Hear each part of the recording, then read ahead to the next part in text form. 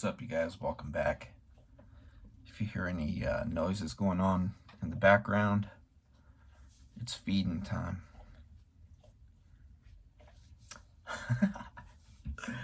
It's funny. Look at the way Omar just stares.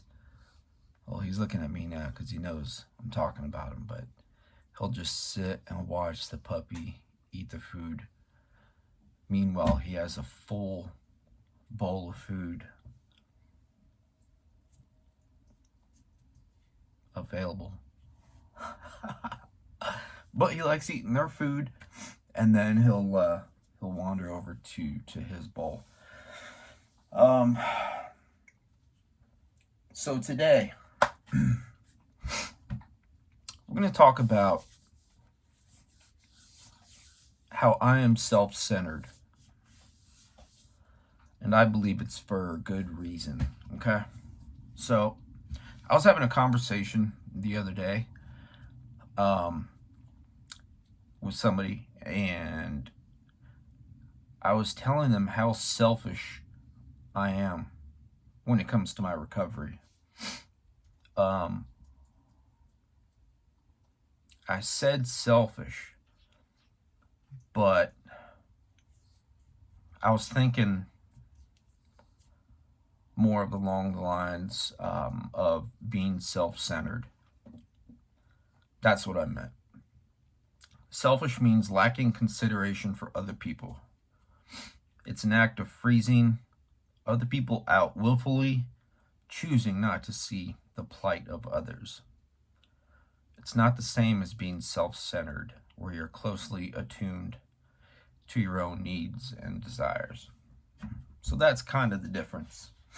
And I just got the two words jumbled up. But when I say, yes, I'm wearing the same hoodie. This thing has been with me to multiple rehabs.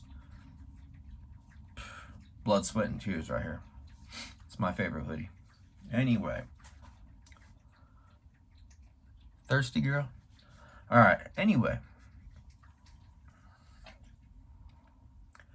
I don't see it being a bad thing as far as me being self-centered towards my recovery. I have to be self-centered in my recovery because if I don't take care of me, then I'm more susceptible to relapse. You know, I've dealt with things within the 4 years of my sobriety that used to make me relapse in the past, and they don't anymore because I'm taking care of myself. I'm not the most active person in recovery. I'm not Mr. NA. I'm not Mr. AA. I mean, thanks to the methadone,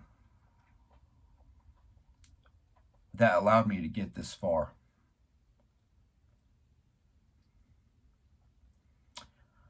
But I know I need to be proactive with my recovery. I still need to go to meetings.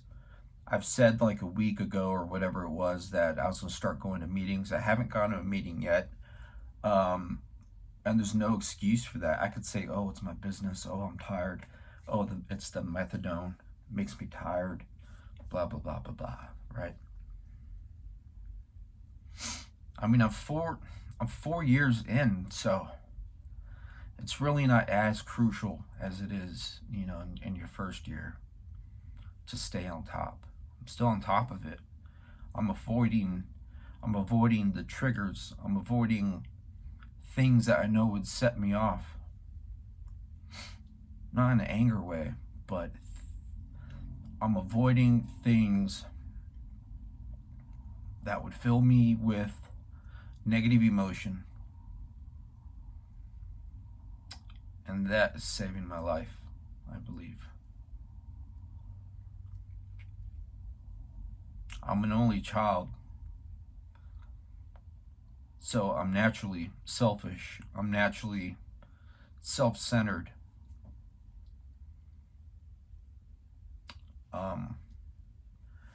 But I'm not selfish with recovery because I started this channel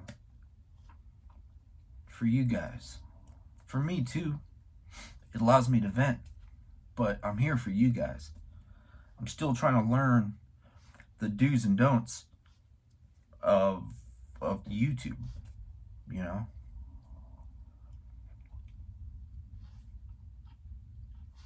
And whatever happens later down the road with my channel happens. I'm not worried about it. I got my business. I'm good.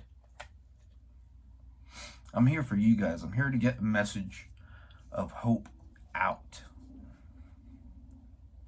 I'm not the best speaker. You guys should know that by now. But I mean what I say. I mean everything that I say. I am that man of few words.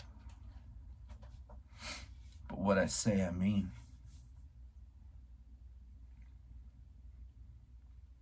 It is okay to be selfish at times with your recovery. I believe it's okay to be self-centered in my recovery. I guess I could only speak for myself. So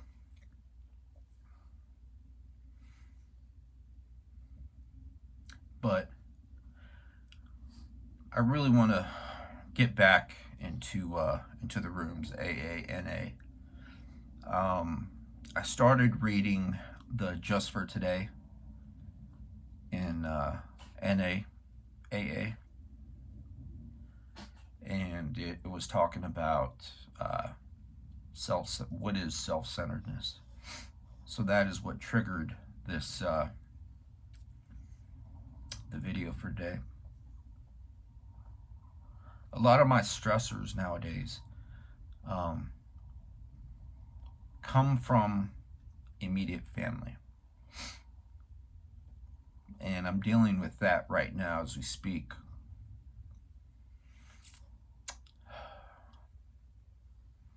Recently, within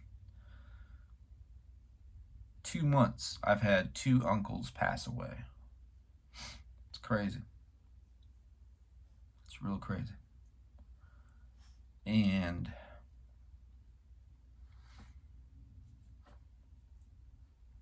I'm dealing with one of my immediate family members,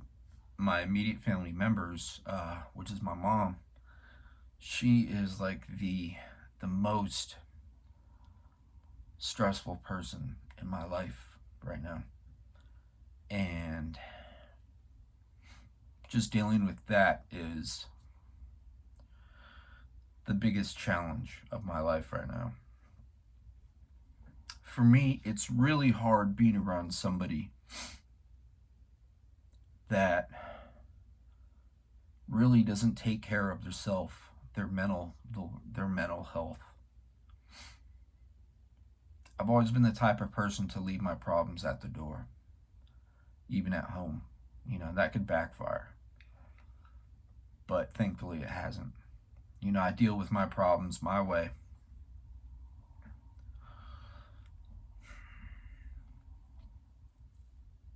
And the way I do that is just by staying busy. In a way, starting my business saved my life.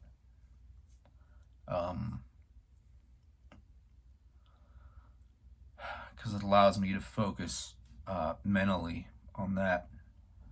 Put all my energy, all my focus on that. On my downtime, I'm still educating myself. I don't read a lot of books, although I want to start reading books. If you guys have any good book recommendations, let me know. Whether it has to do with like money, self-empowerment, anything like that, just let me know. Drop them in the comments. But anyway,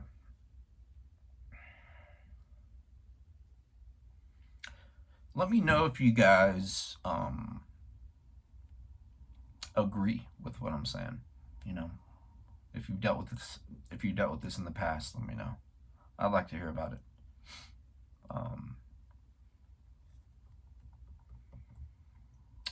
and let me know your opinion on being self-centered when it comes to your recovery. Because my recovery comes first. If I'm dealing with something now, if I'm dealing with something that has truly affected me to the point where I can't work or I can't do the things I need to do, then I reach out. You know, I'll go seek therapy if I need it. But I got off into tangent. I'm going to take you guys back to what I was talking about when it comes to my mom. So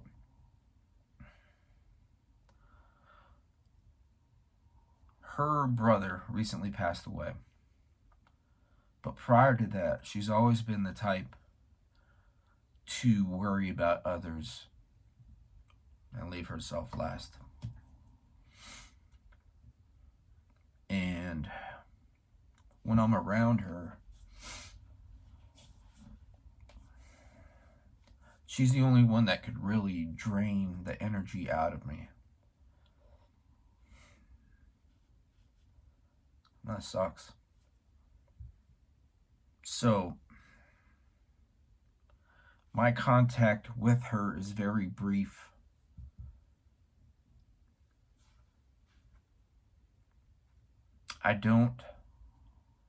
If I tell her what is on my mind, she'll take it personal. It might set her off. She might get mad. Then I'm the bad guy. You know what I mean? I like communicating.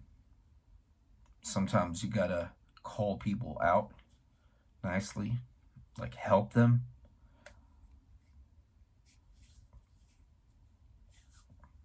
But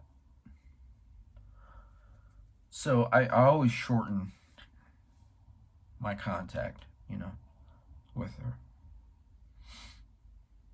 And I don't know how to deal with that at the moment. They say time heals, so I'll just let her heal in her way. However that is. But she's always like, it seems like every week with her, she's always trying to fix someone else's problem. She's putting all her energy and focus into someone else. And I'm the opposite. I guess in that regard, I guess I am selfish. But not completely selfish when it comes to her, because I've tried to reach out. I've tried to help her with certain situations. I do offer my heart, offer a lending hand. But there's really no changes being made on her end. And I still gotta protect myself. So that right there is a daily struggle for me. I don't want her completely out of my life.